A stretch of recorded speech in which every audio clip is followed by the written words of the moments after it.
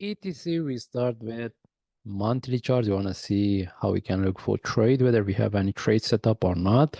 Anyway, based on monthly chart, we don't see any correction. This means we don't have any trade set up.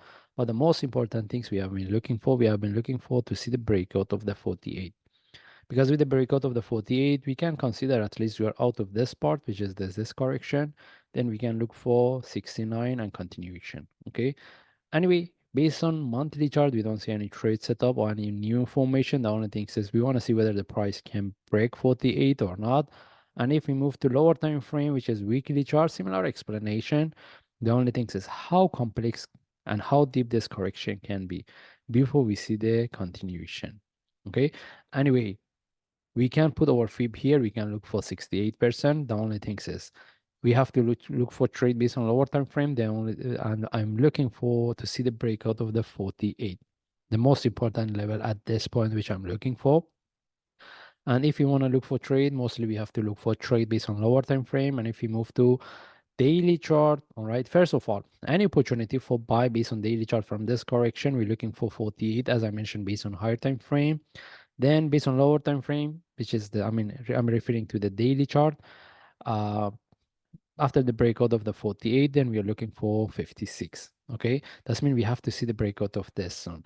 How to look for trade based on lower time frame, which is based on daily chart. As I mentioned, I'm looking at this correction. How complex can be? We can expect this one to give us a next drop. Even we can expect the price to drop. It turns to a really deep correction before we see the continuation. That's why if anyone wants to look for buy with the expectation for continuation with the breakout of desktop following by 48, that's mean if anyone wants to look for buy within this range, they should know how to manage it, because we can expect this one turn to a more complex correction. Then what I want to say is that if anyone wants to look for buy as a long term, simply they cannot buy at this point. That means we have to, any opportunity for buy within this range, we consider as a short-term trade. With the breakout of this stop, we can keep the trade. If not, we should take out the trade with the possibility for the next drop. All right.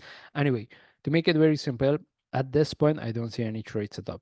And any opportunity for buy, we consider we are trading within this range and we consider as a short-term trade. But based on daily chart, I don't see any trade setup. And if I move to lower time frame, which is the forward chart, even based on forward chart, I don't see any trade setup.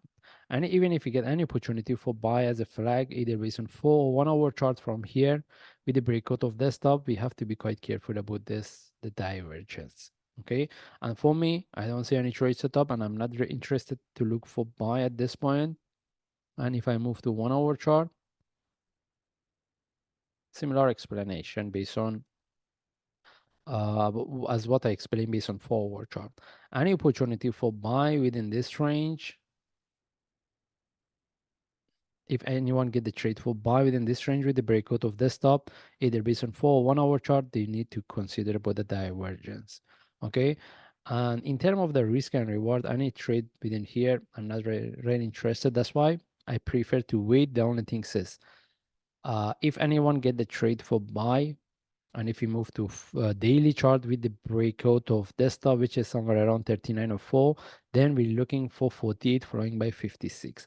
And in this case, we just follow the chart. If I see any update, I will share. Thanks.